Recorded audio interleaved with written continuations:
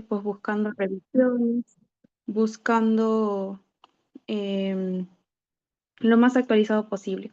En cuanto a la revisión de revistas, usualmente les cuelgan en el aula virtual una revista en la que es importante que ustedes analicen, ¿no? Ustedes van a poder tener el chance de poder analizar la revista y ver, pues, si esta es admisible o no. Entonces, para esto es importante que ustedes tengan énfasis en qué trata su artículo, qué tipo de artículo es, qué objetivo tiene ese artículo y a qué conclusión se llega, ¿no? Para que ustedes, pues, puedan defender dicho artículo. Y bueno, al final tienen lo que son los casos clínicos, ¿no? Que ahí se les va a brindar una historia clínica como tal, si bien a veces cuelgan historias un poco breves, pero es ahí donde nosotros, como ya pasamos por semiología, ¿no? Ya sabemos la estructura de una historia clínica, entonces es importante que si sentimos que faltar algún dato que no está y que no se preguntó, poder decirlo, ¿no? Que eso es un dato relevante que nos podría ayudar a orientar a cierto diagnóstico. Y en cuanto a ustedes empiecen a leer con la anamnesis, el relato, ¿no? Las preguntas, el examen físico, pues ustedes relacionen tanto los signos como los síntomas que manifiesta el paciente, logra buscar síndromes y dar la mayor cantidad de diagnósticos posibles, presuntivos, ¿no? Que los que ustedes pueden atinar. Así sea el más raro, es importante y saber también debatirlo, no definirlo, defenderlo y presentárselo al doctor. Yo creo que si ustedes hacen eso, pues van a tener una buena calificación también y van a notar que los doctores también ven el interés que ustedes tienen. Bien, eso es en cuanto a seminario y bueno, en cuanto a teoría, como son rotaciones, ¿no? De 3 semanas. Entonces, las teorías también me parece que son 3 veces a la semana, que suelen ser los lunes, miércoles y viernes. Son alrededor de 15 temas, quiere decir que se van a dictar en la semana 5 sesiones, ¿no? Decirles pues que no se retrasen, que traten de entrar a las clases. Los doctores son muy buenos, el material que les brinda, revísenlo. Y como les digo, traten de no retrasarse, traten de entrar, tomar apuntes, de paso leer lo que les suben, leer algún libro, leer alguna guía y complementar, porque eso les va a ayudar tanto para su seminario como para su práctica. Bien, en cuanto a libros que se podría recomendar para el caso de dermatología, podríamos hablar del Fitzpatrick's. Sí, este es un libro que les va a permitir quizá afianzar algunos conceptos, algunas definiciones para trabajar en algún exposición, seminario que les dejen. Aparte también tiene muchas imágenes, tiene tablas, entonces eso también me permite tener una idea eh, más grande, de mayor visualización, para yo conocer cómo esta patología se expresa, ¿no? Porque en dermatología, como dijimos, es observar, es tener esa dedicación para observar y para preguntar. Ya, entonces, ese es un buen libro que podrían utilizar en el caso necesiten realizar alguna esta actividad, afianzar algún concepto, buscar algo más. Bien, y también es importante que la universidad nos da acceso a plataformas que son de mucha ayuda, entre las cuales, por ejemplo, el Clinical Key, ustedes pueden colocar, ¿no? En la búsqueda, por ejemplo, dermatología, psoriasis, líquen plano, vitiligo, cáncer epidermoide, les va a salir una serie de libros, una serie de capítulos, artículos, ¿no? Y también lo bueno es que les sale por fechas, ¿no? Entonces hay que preferir que no sea más de 5 o 7 años de antigüedad, ¿no? Entonces eso es importante también para que ustedes puedan utilizar diferentes herramientas y den trabajos de mayor calidad y aparte también tengan conocimiento en estos temas. Y la otra herramienta que vendría a ser el Clinical Case Study, que más que nada se enfoca no en guardar como libros guía, que nos permiten también llevarlos a la mano, ya sea pues en el celular, en el iPad, la tablet, en la laptop. Entonces están al alcance, ¿no? Y por ejemplo aquí busqué uno que es el Tratado de Semiología cuando llevamos dermato. Hay un capítulo netamente que es piel, ¿no? No es tan extenso, te da tablas, te da gráficos, te da ejemplos y lo bueno es que esas imágenes son reales, ¿no? De pacientes reales, entonces te permite observar y cuando tú vayas a consulta, obviamente también van a llegar y también te vas a recordar y también vas a reconocer la lesión y vas a recordar cómo es su etiopatogenia, cuáles son los factores de riesgo, vas a recordar la fisiopatología y eso te va a ayudar, ¿no? Entonces, esas son las herramientas que yo podría recomendarles para que lleven ameno el curso de dermatología. Es igual, es un curso muy bonito. no es tan denso ni tan extenso, pero es importante que pues le den la dedicación y el tiempo que se merecen esas 3 semanas, ya que es un tiempo muy corto igual, pero hay que saber aprovecharlo. Sí, y bueno, respecto hasta ahí, es como algunos tips, algunas cositas que les dejo para que puedan sobrellevar el curso. Y bueno, como clase introductoria voy a hablar un poco de lo que es la semiología de la piel y las lesiones elementales, y que es algo que en todo, en consulta y siempre en dermatología lo van a tener que llevar porque van a tener que describir clínicamente cómo ven esa lesión. Y cuando hablamos de piel, claro, es netamente a veces nos referimos, ¿no?, a lo que recubre nuestro cuerpo, pero esto también va relacionado al estudio de los anexos, ¿ya? Estos anexos, pues, son los que vienen a ser los pelos, los vellos, las glándulas sudoríparas, las glándulas sebáceas, porque puede haber alteraciones a nivel de todo de este complejo sistema. Bien, entonces para esto vamos a iniciar con lo que es la piel. Tenemos ahí la piel, tiene 3 capas, ¿no? La epidermis, ¿no? La primera capa, la dermis y la hipodermis o el tejido celular subcutáneo. La epidermis va a derivar pues de lo que viene a ser el ectodermo, ¿no? Igual que el sistema nervioso central. Entonces, esta epidermis se subdivide igual, bien, en capas. Bien, ahí tenemos las capas, igual en 5 capas, ¿sí? La epidermis es un tejido escamoso, es pluristratificado y es avascular, bien, no hay lo que vendría a ser una vascularización aquí a este nivel. ¿Dónde está la vascularización? Como lo vemos, está a nivel de la dermis, incluso también a nivel del hipodermis. Bien, entonces vamos a empezar hablando de la epidermis. Vemos que tiene los 5 capas. Las células que mayormente conforman esta epidermis se van a llamar los queratinocitos, que van a estar en un 90%. Bien, y empezamos con las capas de lo superficial a lo profundo. Bien, iniciamos entonces con el estrato córneo. El estrato córneo, como vemos en la imagen, son células aplanadas en una hilera de 1 a 20 capas promedio, ¿no? Vemos que no tienen núcleo, son anucleadas. Bueno, también se les va a llamar lo que vendrían a ser corneocitos. Y estos van a recambiar cada 21 a 28 días. Bien, ¿por qué? Porque la piel sufre un proceso que es la maduración, que va desde la parte pues basal, ¿ya? Maduración, van a tener la queratinización y luego la descamación, ¿no? Ese es el recambio de la piel que hay aproximadamente cada 28 días. Entonces los corneocitos por eso ya llegan al último estado ya en forma de células planas, anucleadas, porque pasan este proceso. Bien, luego tenemos al estrato lúcido. Este estrato mayormente aparece para zonas que requieren piel gruesa. Esto quiere decir que va a predominar en lo que son las palmas de las manos y las plantas de los pies. Bien, cuando hablamos ya del estrato granuloso, vemos que ya son células nucleadas, tienen ya una forma más elongada, ¿no? Y aproximadamente va en hileras de 1 a 3 capas. Bien, en el estrato espinoso vemos que ya tiene obviamente el núcleo más pronunciado y la forma más poliédrica, ¿no? Y aquí la importancia que tiene este estrato espinoso, también llamado de Malpighi, es que vamos a encontrar a lo que vendría a ser las células de Langerhans, que son estas células de aquí, y que si recordamos por inmuno, estas células son también llamadas presentadoras de antígeno. ¿Por qué presentadoras de antígeno? Porque le van a presentar eso extraño que detecta nuestra piel a el linfocito T, ¿ya? Es el linfocito T, no el linfocito B, el linfocito T, porque el T se va a diferenciar, no hay que recordar que podrían ser diferenciadas en el T helper 4, T2 o el T17, ¿no? Y cada uno va a atacar específicamente algo, ya sea un parásito, a un virus, ¿no? O a desatar alguna reacción inmune. Y es por eso que hay enfermedades, ¿no? Como la psoriasis, el líquen, que se va a desatar a nivel inmunitario. Entonces va a desencadenar una cascada inflamatoria, va a activar estos linfocitos, va a activar células determinadas para dicho proceso y pues va a empezar todo ese estado inflamatorio a nivel de la epidermis. Y luego tenemos a lo que es el estrato germinativo o también llamado basal, porque está en la base.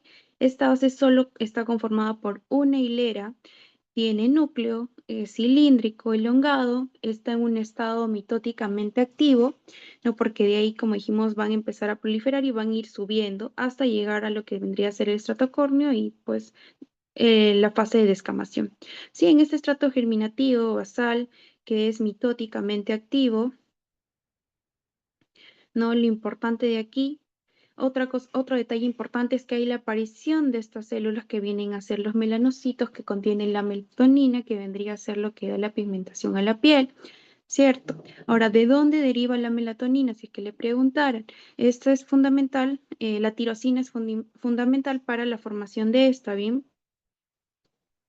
Para la formación de melatonina,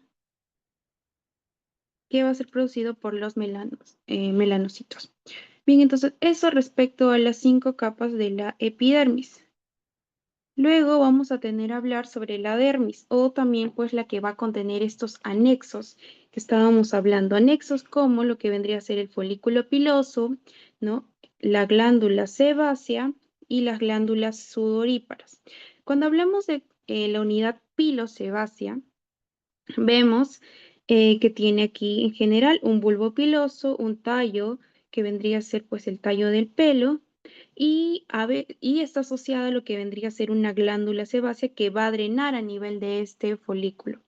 Bien, otro detalle importante quizá es hablar de este músculo erector del pelo en situaciones pues de estrés, situaciones de peligro, no en situaciones donde el sistema simpático se activa, este va a ejercer una contracción, ¿no? Por eso, por ende, es que a veces escuchamos que dicen se te puso la piel de gallina, quizá es por esto, sí, porque a nivel de sus folículos pues tiene su propio músculo. Ahora, la glándula sebácea es un tipo de glándula holocrina. Recordemos que hay tipos de glándulas: holocrina, apocrina, merocrina, urocrina o ecrina. En este caso, cuando hablamos de la glándula sudorípara, estamos hablando de una glándula de tipo holocrina. Y holo se refiere a todo, ¿no? Es como un todo. Entonces quiere decir que esta glándula se va a desintegrar totalmente, ¿no? Y ese contenido pues se va a drenar y va a salir ese contenido de desecho. Esa es la glándula sudorípara. Bien, y por ejemplo, hay algunas que se van a localizar, pero no se vinculan al folículo piloso, porque estábamos hablando que en la unidad pilosebácea va a haber una conexión, ¿no? Entre la glándula sebácea, el bulbo y el tallo. Pero en este caso hay algunos lugares en nuestro cuerpo que no necesariamente se vinculan con este folículo. Por ejemplo, ¿no? Si hablamos en los labios, se los conoce como puntos de Fordis. Entonces, ahí les dejo para que revisen algunas otras observaciones. Y también otra cosa importante es que este pelo va a tener fases. Bien, va a tener una fase donde va a crecer, ¿no? De crecimiento, una fase donde toma un descanso, ¿no? Como una transición, perdón, la de transición, y aquí es la del descanso, la del reposo. Bien, entonces donde creces también se le llama anágeno. Cuando hay una transición, sufre un cambio, se le llama catágeno. Y cuando llega el momento del reposo, del descanso, se le llama telógeno. Y cuando está en anágeno es el mayor porcentaje de nuestros pelos se encuentran ahí, ya que está en un 85%. Cuando está en transición es menor al 1%. Y cuando está en una fase de reposo es aproximadamente un 15%. Bien, y bueno, ahora vamos a pasar a hablar sobre las glándulas sudoríparas. Entonces aquí tenemos a los otros dos tipos de glándulas, la apocrina y la merocrina o también llamada ecrina. Cuando hablamos de apocrina, me acuerdo de ápice, ¿no? Entonces, quiere decir que la parte superficial, la parte apical de mi glándula se va a desintegrar, va a desintegrarse, por lo tanto, esto es lo que se va a desprender y va a liberarse a nivel de estas glándulas. Cuando hablamos de merocrina o ecrina, esta hay que acordarnos que se relaciona con la exocitosis. Bien, esta exocitosis se va a dar mediada porque a nivel de las células se van a formar vesículas y estas vesículas que vemos aquí van a atravesar la membrana y van a salir pues al canal y ya así va a ser su medio de excreción por exocitosis. Bien, forman vesículas y sale. Vemos que no hay una desintegración como en las otras, ¿no?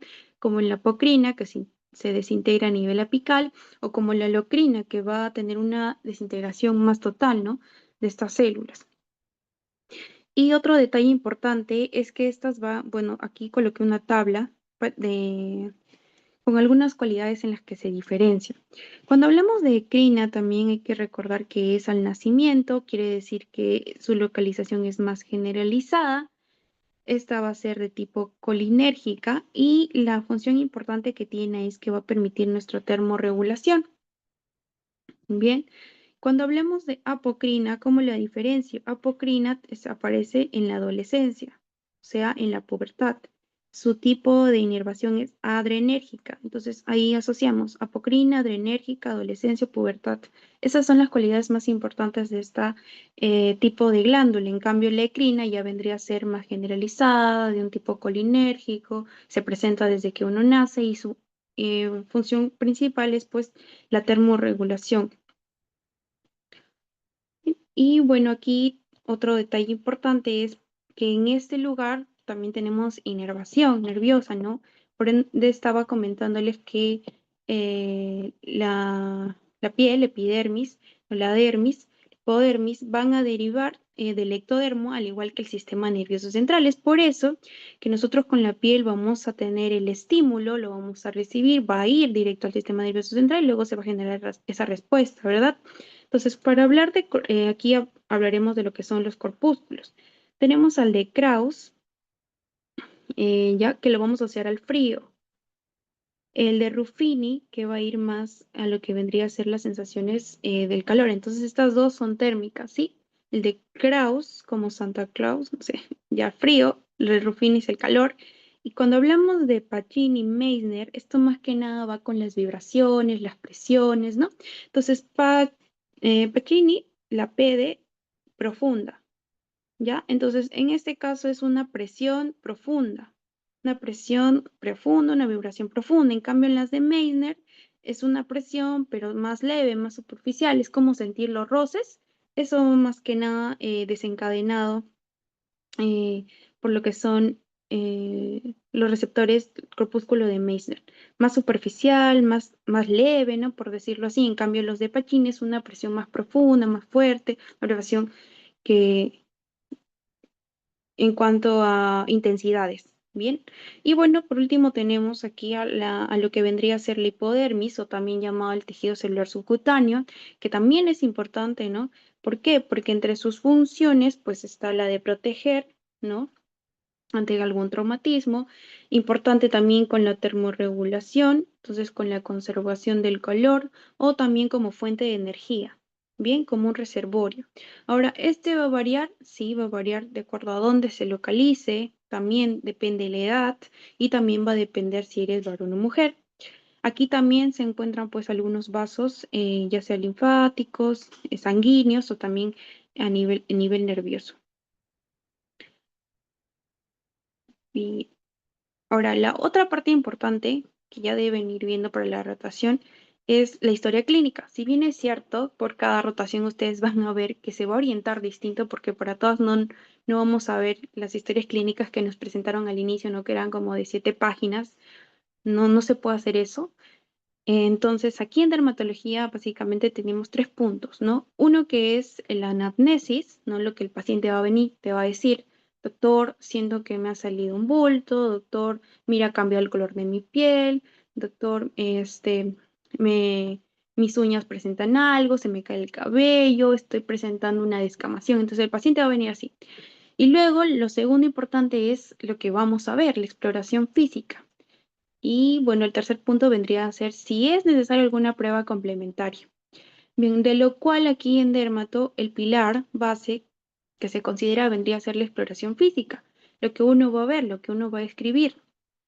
Bien, entonces para eso también es importante recordar 3 aspectos, más que nada englobarlos. Bien, uno que es la morfología, Segundo que es la distribución y el otro que es la configuración. Cuando yo hablo de morfología, es como decir la forma, ¿no? Entonces, en este caso, vendríamos a llamarlos en dermatología lo que son las lesiones elementales. Cuando hablo de lesiones elementales, voy a tener de dos tipos, las primarias y las secundarias. Bien, las primarias, porque aparecen primero, es la primera vez que les aparece. Ellos, o llegamos, no tenemos aparentemente nada y hace, no sé, un mes, ellos notan que aparece algo, ¿no? Algo que nunca tuvieron. Así va a llegar el paciente. Yo nunca tuve y vi que me pareció esto, no cambió el color esto, ya. Y la secundaria puede ser por una exposición previa a algo o porque ya había una lesión primaria y que se complicó y pues genera esta lesión secundaria. Por eso secundaria algo, porque antecede algo previo a esta. Ese es un punto. El segundo punto era la distribución. La distribución o también la localización. Quiere decir hacia dónde está, ¿no? ¿Qué lugares ocupa? ¿Cuántos, no? Por ejemplo, si es en áreas fotoexpuestas, podemos saber de algún léntigo. Fotoexpuestas me refiero, por ejemplo, a la cara, ¿no? Los brazos, a veces el pecho, o zonas donde hay mayor glándulas sudoríparas, glándulas sebáceas, ¿no? En el caso de la cara, el tronco en general, o regiones, por ejemplo, flexoras, ¿no? Que vendrían a ser, pues, por ejemplo, en el caso de la psoriasis, ustedes van a ver que tienen el codo, la parte de las rodillas, esas placas descamativas no grisáceas blancas. Entonces, a eso se refiere la localización. Entonces, primero ustedes reconocen qué tipo de lesión es, si es una primaria, si es una secundaria. Luego de eso, ustedes van a ver dónde se localiza. Luego de eso, ustedes qué van a seguir describiendo. La configuración, que vendrían a ser esas características que se le adicionan a dichas lesiones por las que viene el paciente. En ese caso puede ser tonalidad, ¿no? Pueden ser rojas, que en este caso le vamos a llamar eritematosas, o medias violáceas, o verdes, o naranjadas, o nacaradas. Entonces, eso es lo que ustedes van a escribir en tonalidad. En forma, pues si tienen forma circular, si tienen forma, así como en la imagen que les voy a presentar ahora, si tienen forma así circinal, como de telangiectasia, ¿no? Si es lineal, si es discoide, o si se agrupa, o si parece como un ombligo pequeño. Entonces, todo eso ustedes van a tener que escribirlo. En cuanto a los bordes, hablo si son bordes, por ejemplo, si son regulares, quiere decir que ustedes van a delimitar la lesión. Ustedes van a reconocer lo sano de lo que esté enfermo. Y si hablo de irregulares, quiere decir que no estoy reconociendo esa forma que parece que no tuviera forma, ¿no? Amorfa, y que pues no se delimita lo sano de lo enfermo. Cuando hablo de color, igual manera, puede ser si está hipopigmentada, hiperpigmentada, si conserva su tonalidad, si hay de varias tonalidades, ¿no? Como por ejemplo en la pityriasis versicolor, ¿sí? Entonces, en otras características, por ejemplo, yo hablaría del tamaño, ¿no? Si es pequeñita, si ya es más grande, o lo aproximo, ¿no? Ya más o menos son de 10 centímetros, 5 milímetros, entonces eso más o menos tenemos que tratar de escribirlo en dermatología. Y cambia el número, ¿no? Si es solo uno, si son dos, si son varias que no las puedo terminar de contar, entonces ahí definiría que es una lesión múltiple. Entonces, esas características es las que van a tener que poder describir en dermatología. Bien, entonces ahí también les muestro algunas imágenes, por ejemplo, si es que presentan el relieve, dónde se distribuyen y así. Esas son las características que nosotros tenemos que describir en cuanto a la exploración física. Entonces, cuando roten, eh, quizá algunos doctores sí les pregunten y les digan, descríbeme la lesión. Entonces, lo primero que vas a hacer es determinar qué tipo de lesión es. Ahorita vamos a hablar de los tipos de lesiones. Luego le vas a decir, están en zonas fotoexpuestas, en zonas seborreicas, está a nivel de las flexuras, a nivel de las palmas. Y luego le vas a decir, sí, es de color. Le vas a escribir el color, el tamaño, el número, la forma, todo eso. Bien, luego vamos a empezar ahora con lo que son las lesiones primarias. Bien, estas lesiones primarias decíamos que era una lesión que aparecía en una piel aparentemente sana, ¿no? Que donde no había nada, el paciente dice que ahí no tenía nada, pero que muestra esa lesión ahora. Entonces vamos a empezar en un plano donde pues prácticamente está plano. Lo único que va a haber es un cambio de color. Bien, en ese caso vamos a empezar con lo que vendría a ser una mácula. Cuando hablamos de mácula quiere decir que es menor a 1 centímetro. Entonces, miren, el cambio de coloración que se va a presentar es pequeño, es mínimo, ¿no? No es tan extenso como en otras patologías. Entonces, cuando vemos que hay un cambio de coloración, ya sea hipopigmentada, como aquí, eh, perdón, hiperpigmentada como la imagen, o hipopigmentada, pero que sea pequeña, aproximadamente menor a 1 centímetro, pues yo hablaría de una mácula. Ojo que solo cambia el color, no hay relieve, no hay que se excreta algo, no, solo hay un cambio de color. Se le llama mácula. Entonces ahí, por ejemplo, estamos viendo un léntigo solar, un léntigo senil, usualmente aparece en zonas fotoexpuestas, como es el rostro, los brazos, ¿sí? El pecho. Entonces así van a haber pacientes que van a llegar con el léntigo. Y cuando hablamos de una mancha, ya es su extensión mayor a 1 centímetro. Entonces, ¿cómo yo voy a delimitar? Pues porque la extensión, como vemos en la imagen, ya es mayor, es más amplia. Eso ya no tiene 1 centímetro, ¿verdad? Tiene alrededor de 7, 10 centímetros. Entonces, tampoco hay relieve, solo hay cambio de coloración, ¿no? Entonces, en ese caso es una zona, una lesión hipopigmentada, no mayor a 7 centímetros, y pues ahí está en una zona a nivel flexora, como en el caso del vitiligo, ¿no? Y entonces ahí vamos describiendo. Luego vamos a pasar donde ya va a haber como un relieve, una elevación. En este caso lo haríamos igual, lo determinamos si es menor a 1 centímetro o mayor a 1 centímetro. Cuando hablamos de menor a 1 centímetro estamos hablando de una pápula. Bien, entonces ahí vemos, está la piel y vemos que hay como relieves pequeñitos, ¿no? Menores a 1 centímetro, en este caso se les define teóricamente. No, claro que en la práctica ustedes quizá, no sé si no se delimita con una regla ni así, pero obviamente que es pequeño y lo definimos como pápula. En este caso vemos el caso del molusco contagioso, bien que se da por un poxvirus. Vemos ahí que hay un pequeño relieve, ¿no? Y aparte la característica de este molusco contagioso es que parece que tiene como un ombligo. Por eso se le llama pápulas umbilicales, umbilicadas.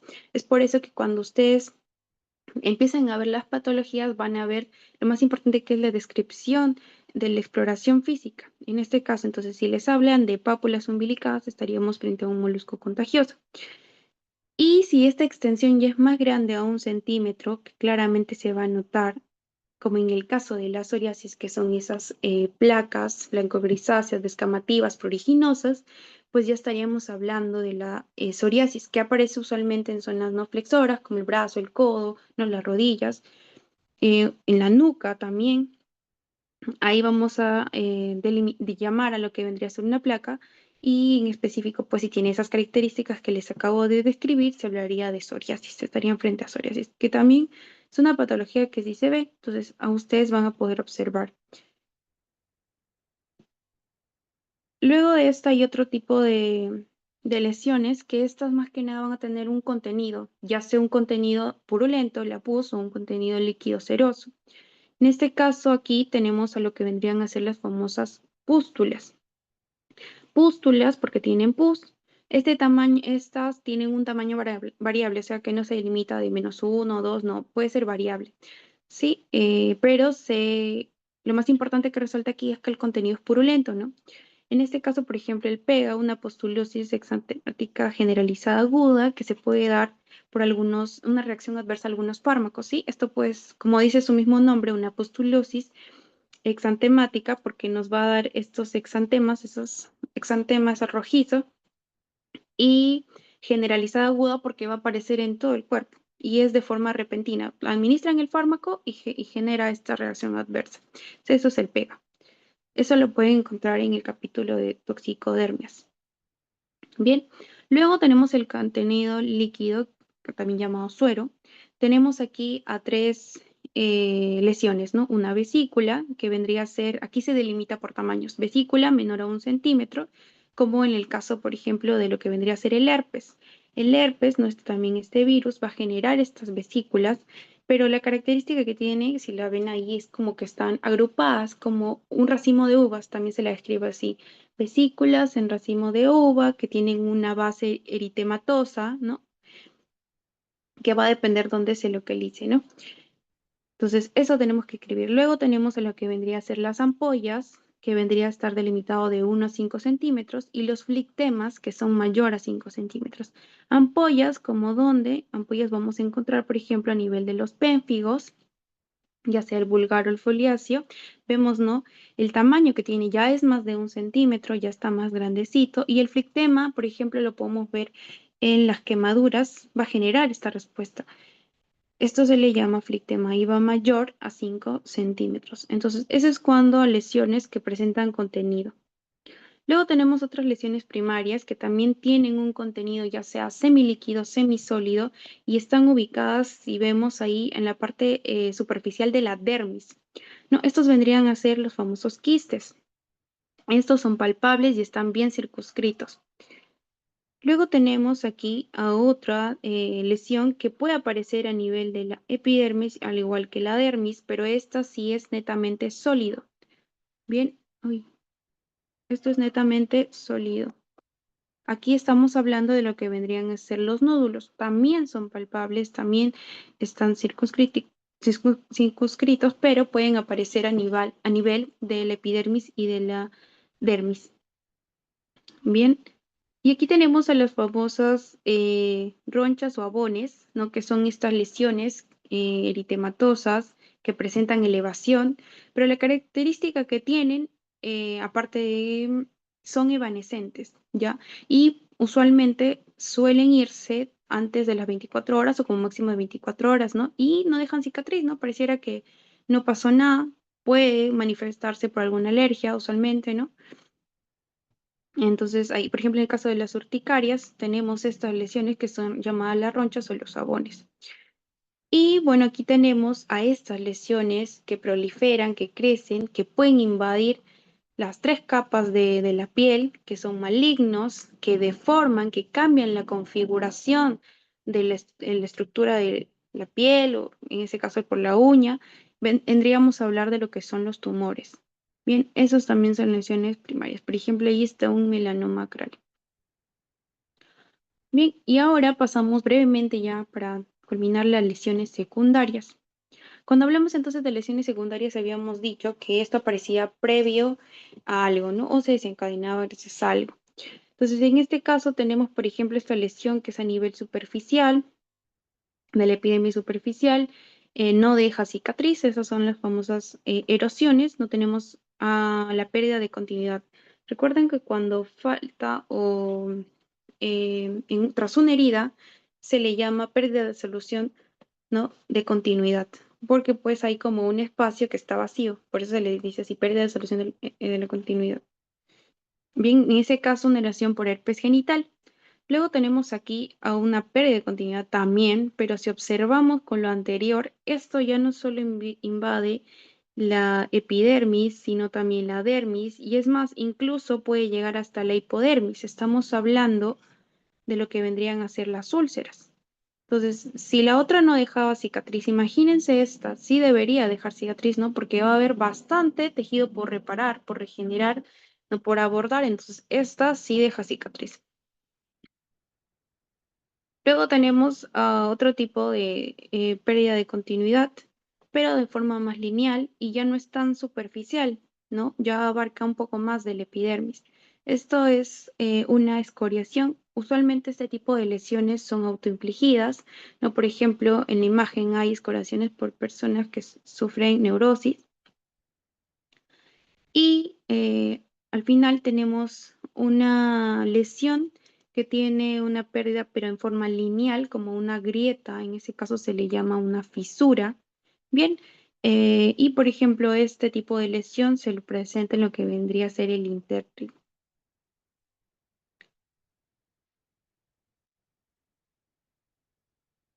Y para finalizar, pues tenemos a lo que vendría a ser la cicatrización, que es este proceso en el cual la piel busca regenerar, ¿no? Lo que se ha perdido frente a esta o alguna lesión, alguna herida que se tuvo. Bien, como vemos ahí, la cicatrización puede presentar cambios, claro, porque a veces no suele quedar como antes ya la piel, pierde la elasticidad, pierde el brillo, puede perder los anexos, o sea, si antes ahí había un folículo piláceo, puede que ya no haya, si antes las glándulas sudoríparas, sebáceas, puede que tampoco, ¿no? Que se atrofie, entonces esa parte de la piel ya no cumple su función, ¿no? Entonces, eso vendría a ser la cicatrización. Vemos que cambia la infraestructura, cambia la configuración, se nota claramente que no está por igual todo. Este proceso de cicatrización puede tener tres tipos, bien, una que es la trófica, otra que va a ser la hipertrófica y otra que va a ser la queloide. Cuando hablamos de atrófica, así como hablamos de células atróficas, tejidos atróficos, es porque pierden esa función, pierden esa capacidad, ¿cierto? Entonces, como vemos aquí en la imagen, el paciente ha tenido atrofia aquí a nivel del rostro, y se nota, ¿por qué? Porque se ve como que rugoso, se ve, da un aspecto de duro, vemos que ya no tiene ese brillo, ya no hay elasticidad, entonces cambia su función, cambia su estructura y eso es la parte atrófica. Cuando hablamos de hipertrófica quiere decir que hay un sobrecrecimiento. Entonces aquí tenemos una herida, ha sido una herida medio curveada, medio lineal, tiene está determinada por dicha forma, y en una cicatrización hipertrófica quiere decir que esta cicatrización se va a dar siempre y cuando respete lo que vendría a ser los bordes de la herida. Si ven ahí, está respetando los bordes de la herida. En cambio, cuando hacemos un versus con el queloide, vemos que en el queloide no respeta la herida. Crece tan exageradamente, crece no tan abundantemente que no se delimita. Entonces le da esa deformidad también a nivel de la cicatrización. Entonces, esa es una cicatrización queloide y esa es una cicatrización hipertrófica. A veces también pueden encontrar pacientes así, entonces ya ustedes van a diferenciar entre qué tipo de cicatrización están frente a qué tipo de cicatrización pueden llegar. Bien, chicos, entonces tengo dos preguntas, si es que me contestaran para ver qué tal, si me han entendido. Si así lo fuera también, me facilitaría para poder brindarles quizá algunas preguntas para que ustedes puedan estudiar o acceso al libro que les comenté. Entonces, a ver, quisiera saber si me pueden ayudar. Un paciente acude con una lesión elevada. Si es una lesión que está elevada, se delimita por 3 centímetros de diámetro y que contiene líquido seroso. ¿Cuál es el nombre de esta lesión? ¿Frente a qué lesión estaríamos? ¿Alguien desea responder?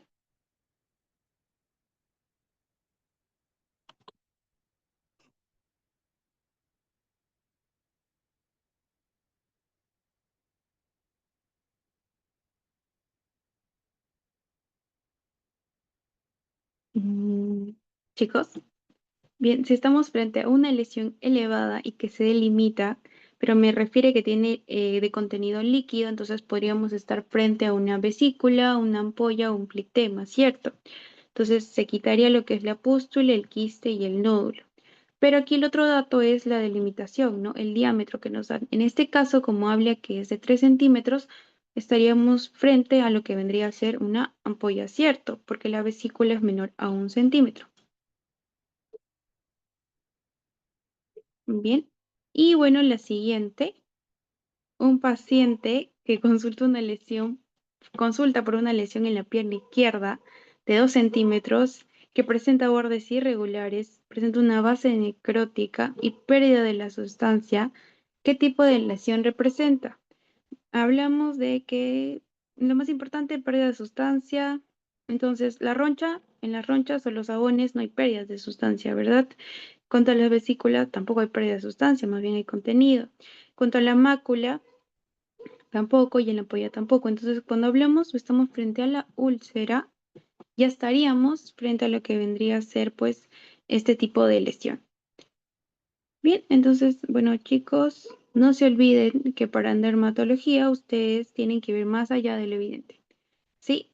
Sean muy observadores, sepan reconocer, describir y eso les va a permitir pues orientarse a mayor diagnósticos y aumentar pues el bagaje cognitivo, en conocimiento que también debemos ampliar.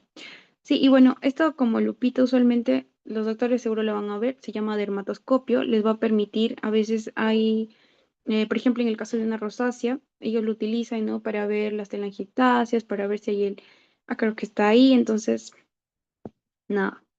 Muchas gracias, chicos, por la invitación, por su atención y bueno, quedo al pendiente. Gracias por la ponencia, Keila. Esperamos contigo en próximas actividades. Tal vez alguien tiene alguna pregunta, lo puede hacer por el chat o activar su micrófono.